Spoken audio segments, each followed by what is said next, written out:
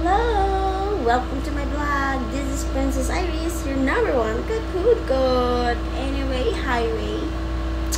Gusto ko na pong i-share sa inyo. Bilang isang OFW, lahat po pinagpapalan. Nasasabi ko yan? Kasi, ito po yung sala namin. And dining area na din po. Ito po yung provide ng company namin na accommodation. Actually, siguro yung iba magtataka doon.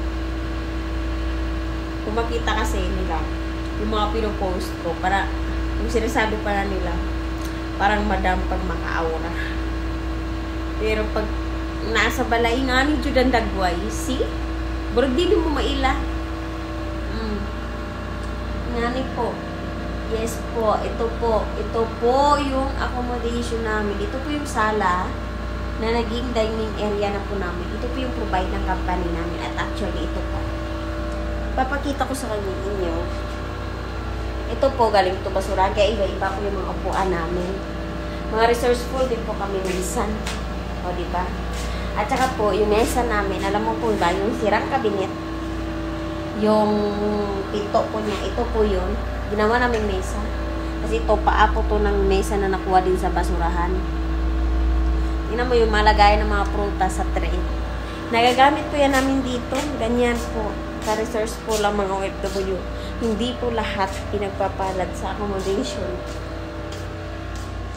Welcome to our kitchen! Yes! Yan po yung kitchen namin. O, diba?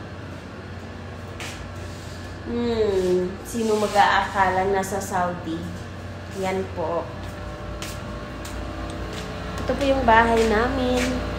Kaya, kayo dyan, na may mga pamilyang OFW, be thankful po kayo na natitiis po nila dito yung sitwasyon. Kasi hindi po lahat nagiging okay yung bahay.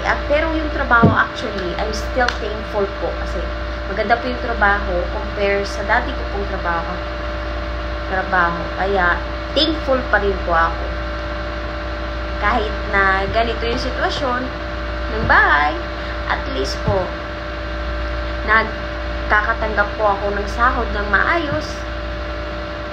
Kahit papano na may dumadating po na income, na blessing every month. Kaya, tiis-tiis lang mga kakudkod. Makakaahon din tayo.